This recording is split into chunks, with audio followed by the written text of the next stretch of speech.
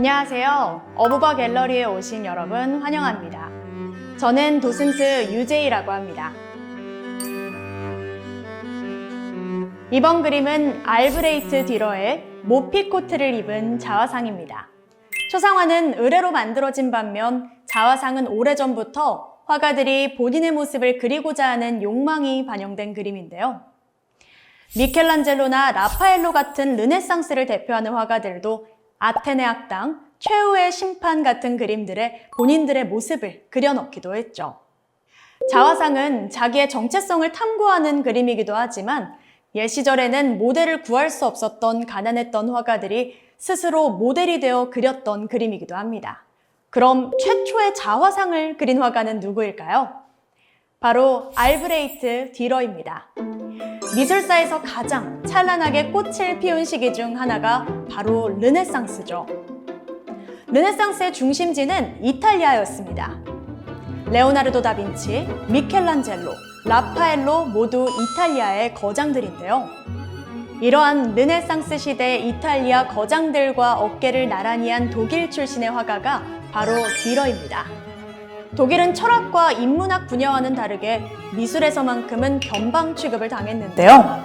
이러한 독일의 르네상스를 전파한 화가가 바로 듀러이죠. 특히나 듀러는 자화상으로 미술사에 중요한 위치를 차지하게 되었는데 이전에도 화가가 자신의 모습을 그린 경우는 있었지만 예술가로서 자의식을 가지고 처음으로 자화상을 그린 화가는 듀러가 처음이었던 것이죠. 르네상스 이전 중세에는 화가가 예술적 표현을 하는 예술가가 아닌 수공업자나 기술자와 비슷한 취급을 받았었습니다. 그래서 듀러 이전의 르네상스 화가 그 누구도 자화상으로 부와 명성을 과시하지 않았는데요. 그렇기 때문에 듀러의 자화상은 특별하죠. 듀러의 자화상에는 화가로서의 자부심이 담겨있기 때문인데요. 듀러는 평생 동안 여러 점의 자화상을 그립니다. 그 가운데 걸작으로 불리는 작품이 바로 모피 코트를 입은 자화상입니다. 이 자화상은 29세 생일을 맞이하기 바로 전에 그린 것으로 화려한 모피 코트 차림을 하고 정면을 응시하고 있습니다. 세계 최초로 화가 본인의 모습을 정면으로 그린 자화상이죠. 화려한 모피 코트를 입은 화가가 정면을 응시한 채 오른손을 들어 손가락으로 심장을 가리키고 있는데요. 모피깃을 만지는 듀러의 오른손은 성화 속 그리스도가 축복의 기도를 할 때의 손동작과 닮아 있습니다. 더구나 얼굴은 완벽한 좌우 대칭으로 이는 그 당시 예수 그리스도나 왕에게만 허용되는 초상화법이었죠. 배경을 생략한 어두운 화면은 눈에서 뿜어나오는 강렬한 눈빛과 화가의 옷차림, 긴 곱슬머리 등을 더욱 돋보이게 만들고 있죠. 마치 자신이 인간을 창조한 하느님이자 부와 명성을 소유한 귀족의 모습으로 각인시키는 효과를 주었습니다. 1494년 이탈리아를 방문한 듀러는 이탈리아에서 화가들이 대우받고 귀족과 어울리는 모습을 보게 되는데요. 화가가 단순히 의뢰를 받아 그림을 그리는 사람이 아닌 주체적으로 창작하는 신과 같은 존재라고 생각했던 듀러는 독일에서 화가에 대한 인식을 개선하기 위해 이러한 자화상을 그렸던 겁니다. 자세히 보시면 그림 옆에 뉘른베르크 출신의 알브레이트 듀러는 28의 내 모습을 영원히 지워지지 않는 색으로 그리고 있다 라는 문장을 새겨 넣었습니다. 듀러의 작품이 특별한 또 하나의 이유는 바로 서명인데요. 자신의 이름 앞글자 A와 D를 따서 만든 독특한 문양을 작품에 남기면서 자신의 작품에 대한 보증과 화가로서 이름을 알리게 하는 역할을 했었죠. 요즘 시대의 필수인 자기 브랜딩의 시초가 바로 듀러가 아니었을까요?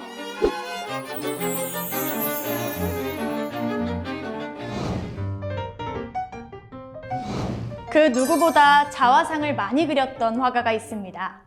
바로 렘브란트인데요. 렘브란트는 사는 동안 약 100여 점에 달하는 자화상을 그렸던 화가입니다. 네덜란드의 황금기를 대표하는 화가인 렘브란트는 사는 동안 화가로서의 명예와 부를 모두 누렸지만 그 누구보다도 불행한 말년을 맞이했던 화가이기도 하죠. 렘브란트의 명성을 단숨에 올려주었던 그림은 바로 초상화였습니다.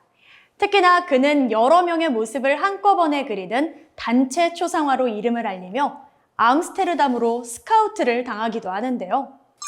렘브란트가 그렸던 수많은 초상화 중 단연 걸작으로 꼽히는 작품은 바로 야경 혹은 야간 순찰로 불리는 작품입니다. 암스테르담의 민병대의 의뢰로 그린 이 단체 초상화는 비대칭적인 구도가 특징인데요. 그림 속 인물들이 창과 총을 들고 다가오는 느낌을 주고 있죠. 아마 직접 보시면 깜짝 놀라게 될 그림 중 하나입니다.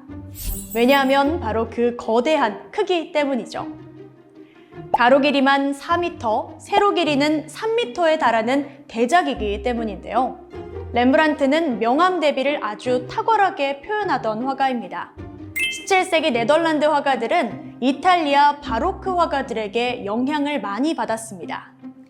바로크 시대의 작품들은 배경이 어둡고 인물이 밝게 묘사되죠. 이를 키아로스크로 기법이라고 하는데요. 키아로가 빛, 오스크로가 어둠을 뜻하는데 이 두 글자가 모여 만들어진 기법 이름이죠. 이러한 탁월한 명암 표현이 잘 보이는 그림의 대표작이 바로 야경이라고 할 수 있습니다.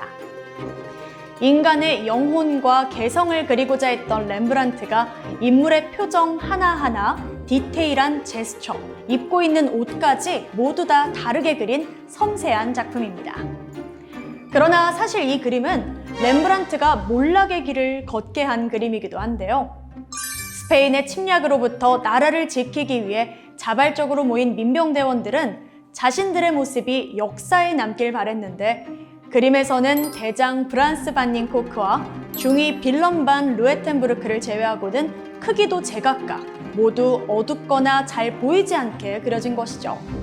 민병대원들은 이에 엄청난 불만을 표하기 시작했고 결국 렘브란트에게 초상화 의뢰가 뚝 끊기게 됩니다.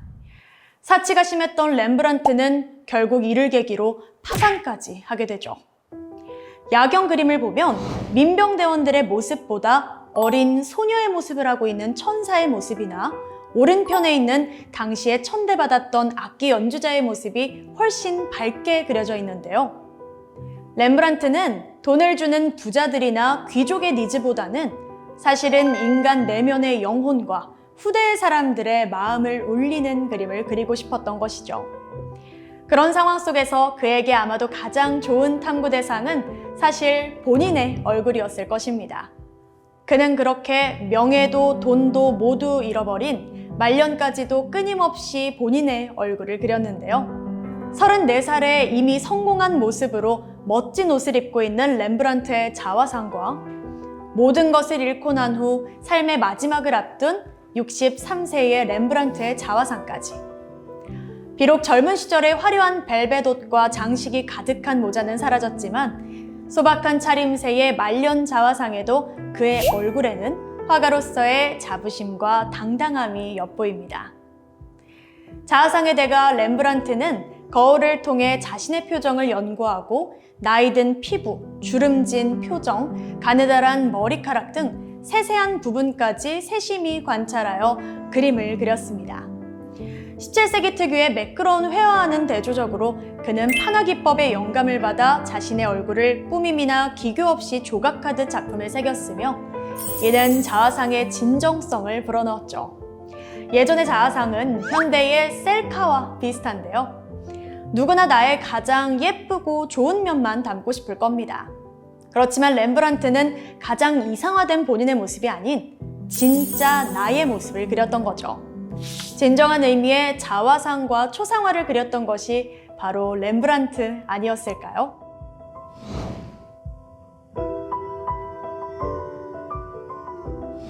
오늘의 아트 인사이트 한마디. 초상화와 자화상은 단순한 외형의 재현을 넘어 타인과 자신을 바라보는 시대의 시선과 작가 자신의 정체성을 드러내는 예술의 거울이다. 여러분도 예술의 거울에 새로운 시선을 더하시길 바라며 어부바 갤러리 마치겠습니다. 함께 해주셔서 감사합니다. 다음 작품으로 또 찾아뵐게요.